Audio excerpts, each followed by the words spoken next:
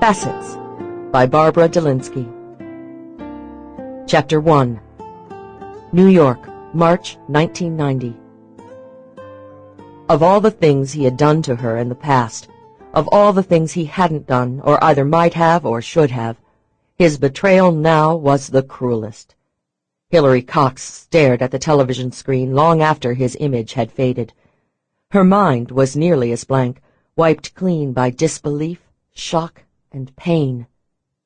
Sweeping the long auburn waves from her face, she turned and stared at the carpet, but there were no answers to be found in the thick crimson pile. Engaged? John was engaged? She swallowed hard. The remote control fell from her thighs to the floor as she got up and wandered distractedly around the den.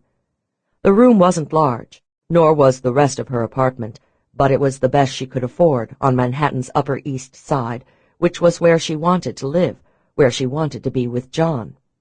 She had rented it as much to satisfy her own pride as to suit him. He was a man of means.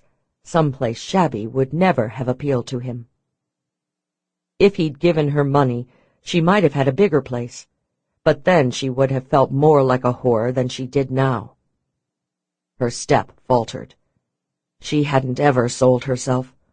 Her feelings for John had always been deep, and whether they were of love, hate, respect, or contempt, she had been faithful to him for many years.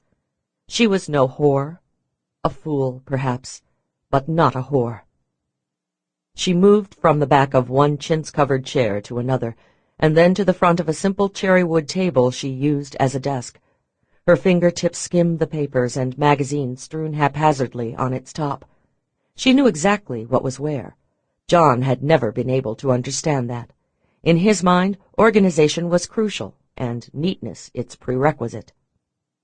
At the bookshelf she paused to touch the CD player he had given her the Christmas before, then the Steuben owl of a couple of Christmases earlier, then the framed picture she had taken of him several Christmases before that.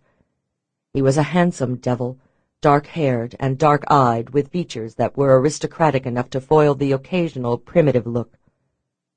She had seen him mature over the years, had watched his shoulders broaden, his 5 o'clock shadow thicken, his sideburns don a silver lining.